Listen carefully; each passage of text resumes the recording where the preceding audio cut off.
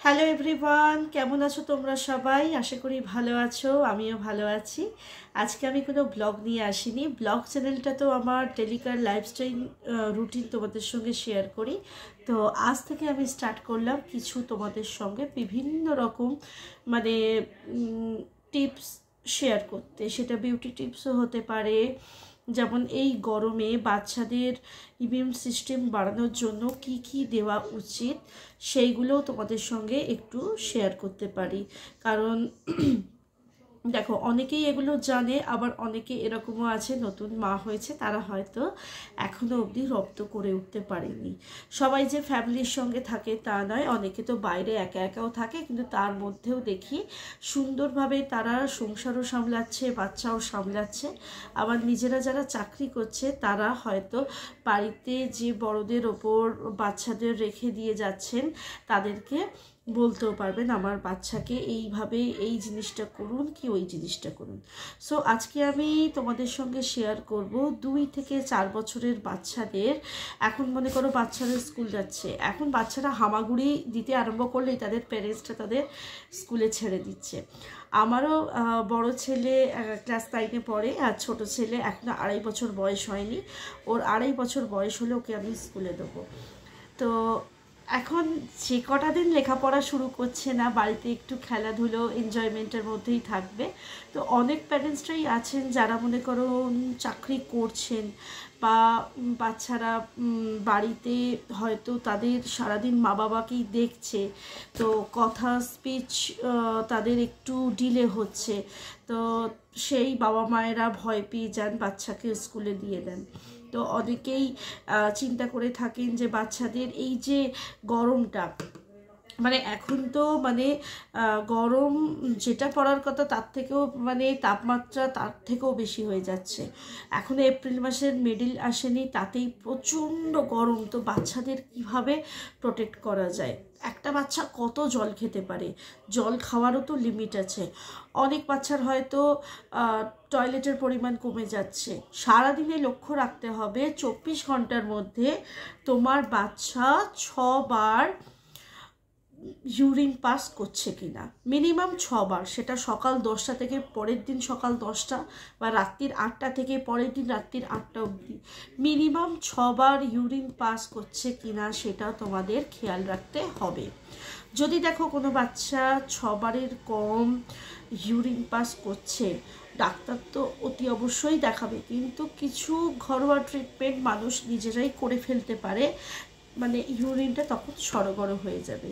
যেমন মনে করো তাকে একটু নুন চিনির জল তো দেবেই দেবে, তার সঙ্গে নুন চিনির জল হয়তো অনেক বাচ্চা খেতে চায় না, তো তাকে একটু ছাতুর শরবত দেবে, তাকে একটুখানি লস্যি দেবে, তাকে একটুখানি মনে করো একটু বিট নুন দিয়ে লেবুর জুস করে দিলে, হ্যাঁ, এইভাবে ঘুরিয়ে ফিরিয়ে, বা মৌরি মিছরির জল দিলে, এইভাবে ঘুরিয়ে ফিরিয়ে খাবার দিলে বাচ্চার ইউরিনটা সরগর হয়ে যাবে। এখন আসি বাচ্চার ইমিউনিটি সিস্টেম বাড়ানোর জন্য, বা বয়স অনুপাতে এখন বাচ্চাদের পরিশ্রম প্রচুর হয়ে গেছে। তো বাচ্চাদের কি দেওয়া উচিত?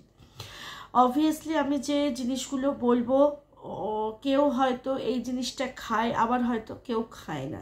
যেমন আমি মেটের কথা বলবো। অবভিয়াসলি পাঁঠার মাংসর মেটে, বাচ্চাকে পাঁঠার মাংসর মেটে স্টু করে দিতে পারো।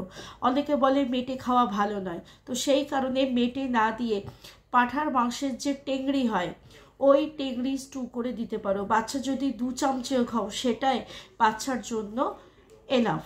আমার ছোট বাচ্চা 2.5 বছর বয়স এখনো হয়নি, আমার বাচ্চা কিন্তু মাংস সহ্য করতে পারে না।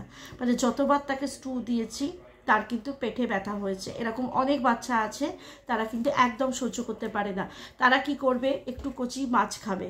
কচি মাছ বলতে তারা কি চুনো মাছ খেতে পারবে? পারবে না, কিন্তু মাছের স্টুটাই অনেকটা। যেমন মনে করো 1 কিলো 200-250 বা 2 কিলোর মধ্যে যে মাছগুলো নিয়ে সে বাচ্চাকে ঝোল খাওয়ালে ঠিক আছে। এবার 2 বছর থেকে 4 বছরের বাচ্চাদের কথা আমি বলছি, তারা একটু একটু মাছও কিন্তু খেতে পারে, ঠিক আছে। এটা হলো 1 নম্বর। আচ্ছা, 2 নম্বরে আমি কি বলবো? Dry fruits. বাচ্চাকে কাজু, কিশমিশ, পেস্তা, খেজুর, আমন্ড অতি অবশ্যই দিতে পারো তাদের বয়স হিসেবে। যদি 2 বছরের বাচ্চা হয় তাকে হয়তো একটা কাজু দিলে বা একটা আলমন্ড দিলে, যদি মনে করো 4 বছরের বাচ্চা হয় তাকে 2টো কাজু দিলে, 2টো সঙ্গে কিশমিশ দিলে। তবে কোনো বাচ্চার যদি অ্যাস্থেমার প্রবলেম থাকে তাকে কিন্তু আমন্ড একদম দেবে না, ঠিক। এবার 3-এ আমি কি দেবো, 3 নম্বরে আমি আসছি, বাচ্চাকে দেওয়া হবে মুসুম্বির জুস। অনেক বাচ্চা আছে মুসুম্বির জুস হয়তো সহ্য করতে পারে না, তাদেরকে হয়তো আধখানা আপেল কেটে দিলে বা আপেলের জুস মিক্সিতে ঘুরিয়ে করে দিলে, বাচ্চা খাবে তার জন্য মায়েদের তো একটু খাটতেই হবে। সেই আবার মনে করো অনেক এরকম বাচ্চা আছে যারা মনে করো আপেলও হয়তো খেতে চাইছে না, গ্রেপস খেতে চাইছে না মানে আঙুর, আবার মনে করো মুসুম্বিও খেতে চাইছে না, তাদেরকে একটুখানি হালকা ঘরে পাতা দইয়ের সঙ্গে, যদি ঘরে দই পাততে পারো ভালো, না হলে অতি অবশ্যই কেনা দই, অবশ্য কিন্তু এক্সপায়ারি ডেটটা দেখে নিতে হবে, বাড়িতে ছাঁচ বা ঘোল বানিয়েও দিতে পারো, ঠিক আছে। তো 3 নম্বর পয়েন্টে এলাম, ঠিক। আচ্ছা, মনে করো 2 বছরের বাচ্চার সমস্ত দাঁত কিন্তু ওঠে না, তো আমি এটা 3 বছর বা 4 বছরের বাচ্চার জন্য বলছি, তাদেরকে কিন্তু অতি অবশ্যই স্প্রাউট দিতে পারো, মানে অঙ্কুরিত ছোলা বা ছোলা ভিজিয়ে রাখলে পরের দিন যে জলটা, সেই জলটা খেলেও পেট ঠান্ডা করে। আর 4টে করে ছোলা অঙ্কুর বেরোনো অবস্থায় যদি বাচ্চাকে মনে করো একটুখানি স্ন্যাক্স হিসেবে দিতে পারো, মানে সুন্দর করে বাচ্চারা কিন্তু খেয়ে নেবে।